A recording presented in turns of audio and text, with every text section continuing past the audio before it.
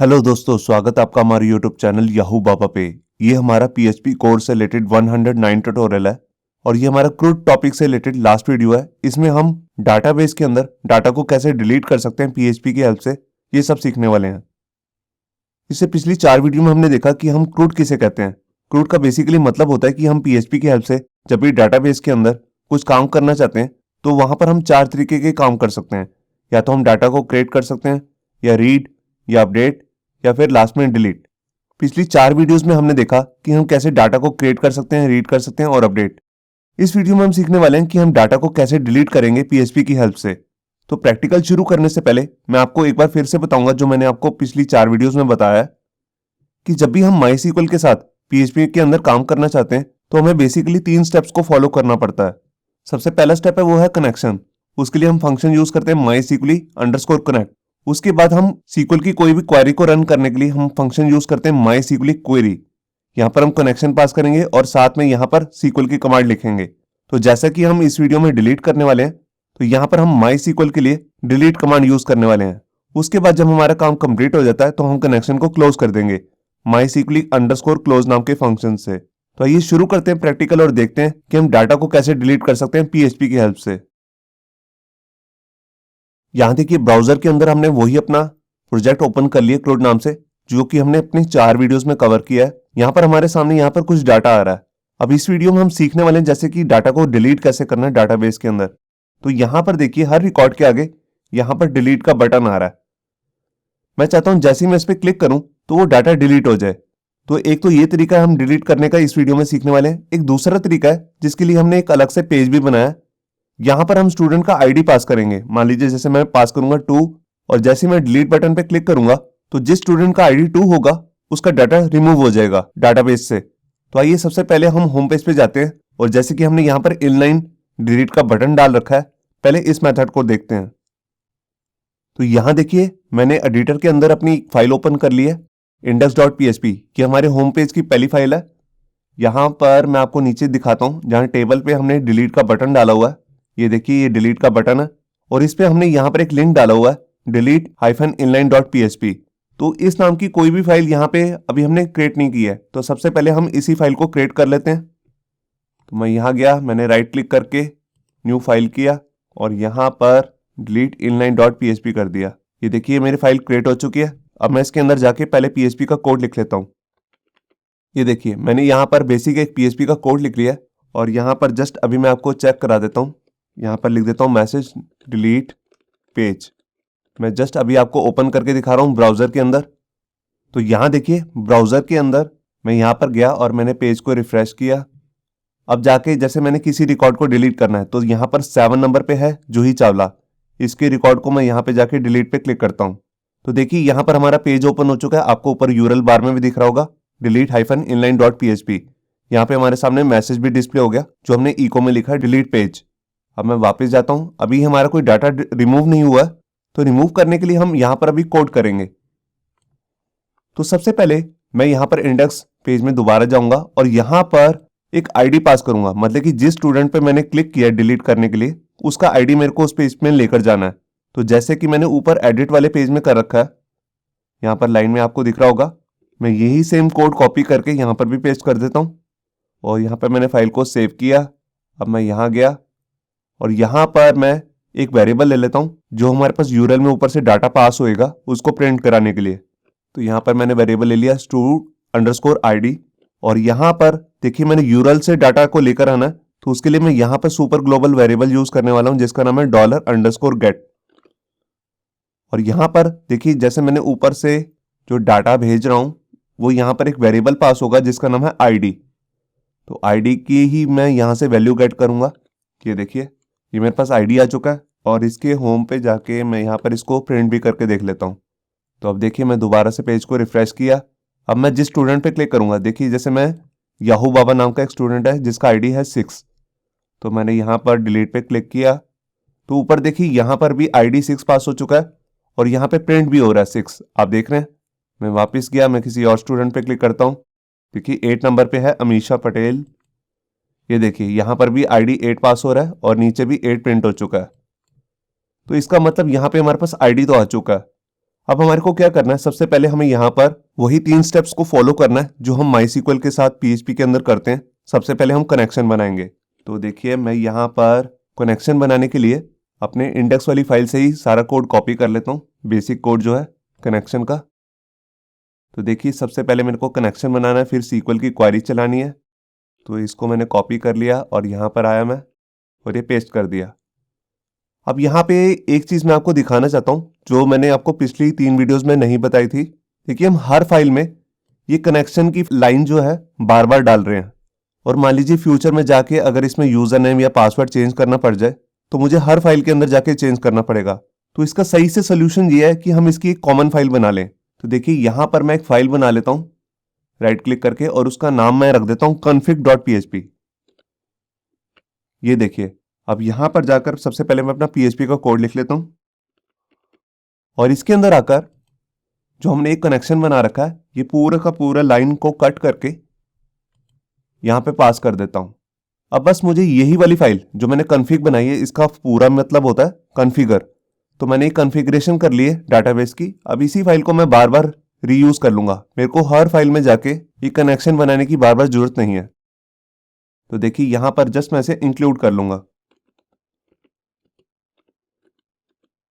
तो देखिए यहाँ पर मैंने इसे इंक्लूड कर लिया। अब इसके बाद मेरे को यहाँ पर अपनी क्वेरी लिखनी है, तो मैं डिलीट करना चाहता हूँ डाटा को। तो यहाँ पर ये मैंने पुरानी क्वेरी रिमूव कर दी है। अब मैं यहाँ पर अपनी कमांड लिख लेता हूँ डिलीट की, डिलीट फ्रॉम, टेबल का नेम आ जाएगा। तो टेबल का नेम जो है वो है स्टूडेंट डाटाबेस के अंदर। फिर उसके बाद वेयर, यहाँ पे मेरे को बताना है कि किस आईडी का मेरे को डाटा डिलीट करना है। तो देखिए वहाँ पर मैंने डाटाबेस के अंदर एक कॉलम लिया हुआ है जिसका नाम है SID, और उसकी कौन सी वैल्यू को रिमूव करना है वो मैं यहाँ पर जिस वेरिएबल के अंदर वैल्यू आई है, ये देखिए stu_id के अंदर, मैं इसके आगे से को हटा देता हूँ अभी, और इसको मैं यहाँ पे पास कर देता हूँ।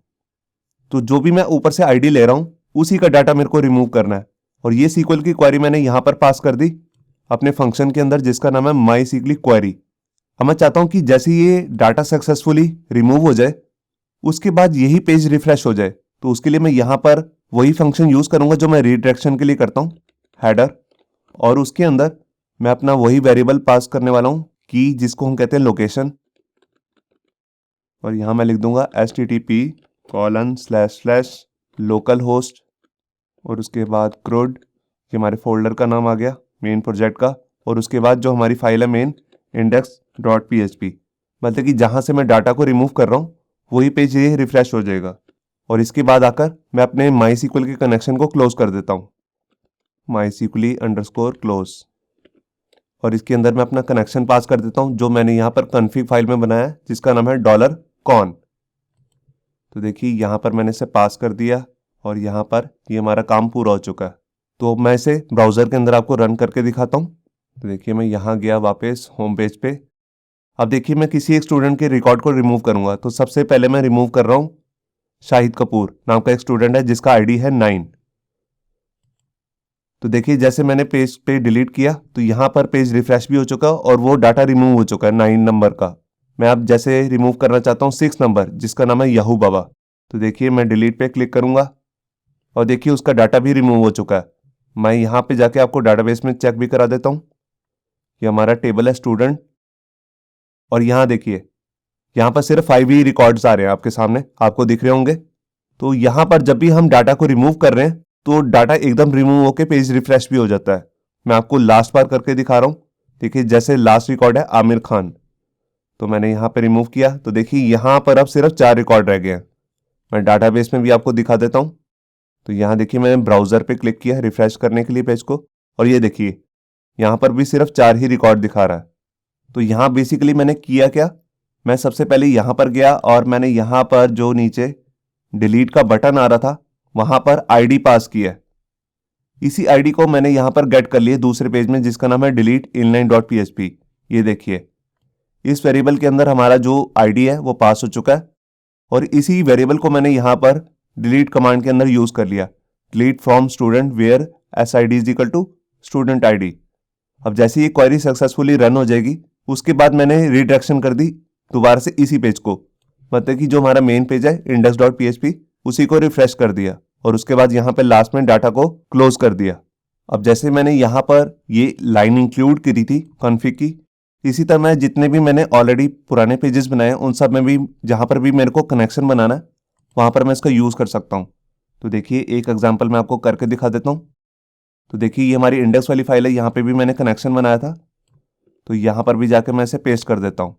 ये देखिए अब कनेक्शन जो है इसी वाली फाइल से आएगा, कॉमन फाइल से, जिसका नाम है config.php।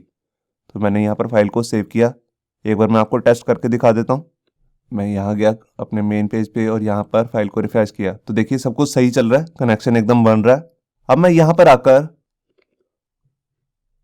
मैं आपको दूसरा जो पेज है हमारा delete.php, इसके अंदर जाता हूँ। अब मैं इस वाले पेज से डिलीट करके दिखाता हूँ आपको रिकॉर्ड को। तो ये हमारी फाइल है, आपको दिख रही होगी ऊपर delete.php। तो मैं इसका कोड ओपन कर लेता हूँ पहले। ये देखिए यहाँ पर मेरी फाइल ओपन हो चुकी है। तो सबसे पहले मेरे को ऊपर जाके यहाँ पर इस फॉर्म के अंदर यहाँ पे जहाँ मैंने एक्शन लिखा है, यहाँ पे या तो फाइल का नाम देना होता है, मतलब कि एक्सटर्नल पीएचपी की फाइल का जहाँ पे हमने डाटा को रिकॉर्ड को डिलीट करना है उसका कोड होगा, या मैं इसी फाइल का नाम भी दे सकता हूँ क्योंकि अगर मैं इसी अंदर डिलीट का कोड करना चाहता हूँ। तो देखिए अब मैं यहाँ पर यूज करूंगा, पहले अपना पीएचपी का कोड लिख लेता हूँ और इसके अंदर पहले लिख लेता हूँ इको, और यहाँ पर मैं अपना वेरिएबल यूज करने वाला हूँ सुपर ग्लोबल वेरिएबल जिसका नाम है $_server, और इसके अंदर यहाँ पर मैं इसकी की पास करूंगा जिसका नाम है PHP सेल्फ।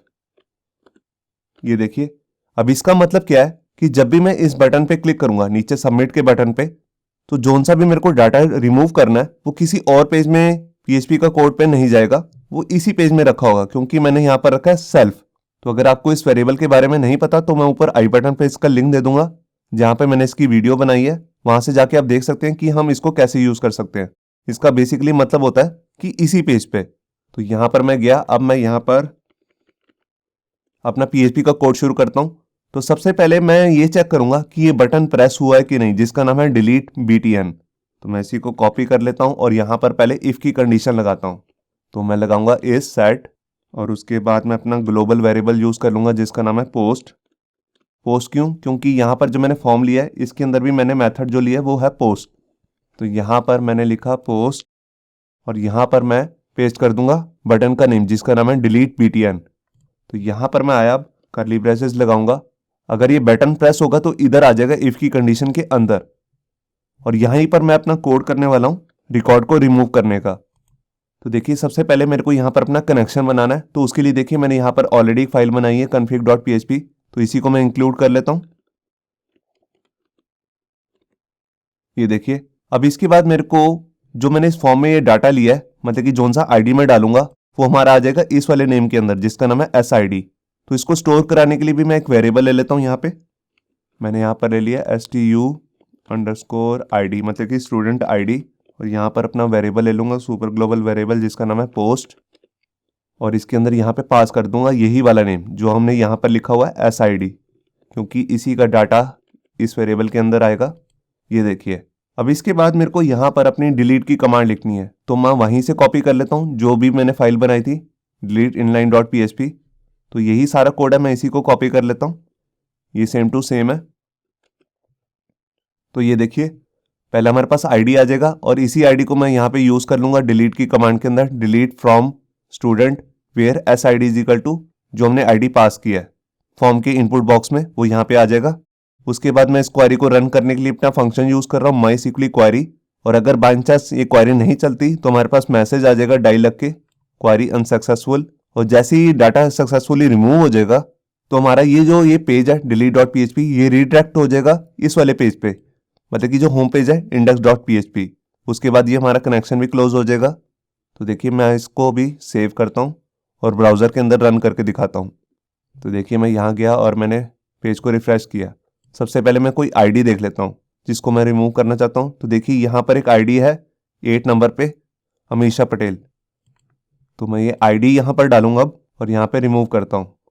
तो देखिए यहाँ से आईडी जो है वो रिमूव हो चुका है, आप देख रहे हैं। मैं आपको डाटाबेस में भी दिखा देता हूँ। यहाँ मैंने ब्राउज़र पे क्लिक किया और ये देखिए यहाँ पर भी अब सिर्फ 3 ही रिकॉर्ड आ रहे हैं। मैं एक रिकॉर्ड को और रिमूव करके दिखाता हूँ। देखिए जैसे यहाँ पर 7 नंबर पे है जूही चावला, तो मैं यहाँ पर गया और मैंने यहाँ पर 7 ID पास किया और डिलीट पे क्लिक कर दिया। तो देखिए यहाँ से अब 7 रिकॉर्ड भी रिमूव हो चुका है। मैं डाटाबेस में भी चेक करा देता हूँ और ये देखिए यहाँ पर भी सिर्फ अब 2 ही रिकॉर्ड रह गए हैं, 1 और 2। तो ये था हमारा बेसिकली क्रूड का लास्ट वीडियो जिसमें मैंने आपको सिखाना था कि कैसे हम डाटा को रिमूव कर सकते हैं। ये जो पूरा कंप्लीट हमने अभी प्रोजेक्ट सा बनाया है सिंपल सा, ये पूरा प्रोजेक्ट मैं अभी आपको डाउनलोड के लिए अपनी वेबसाइट पे दे दूंगा जिसका नाम है yahoo-baba.net। नीचे डिस्क्रिप्शन पे आपको लिंक मिल जाएगा जहां से जाके आप इसे इजीली डाउनलोड कर सकते हैं।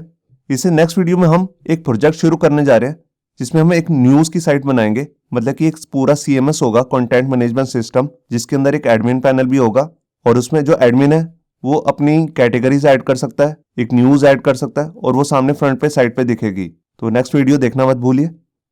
होप सो आपको ये हमारा वीडियो ट्यूटोरियल अच्छा लगा होगा। अगर अच्छा लगा है तो वीडियो को प्लीज़ लाइक करना मत भूलिए। अगर आप ऐसे ही रेगुलर अपडेट्स चाहते हैं तो हमारे चैनल याहू बाबा को सब्सक्राइब करना मत भूलिए। Thank you.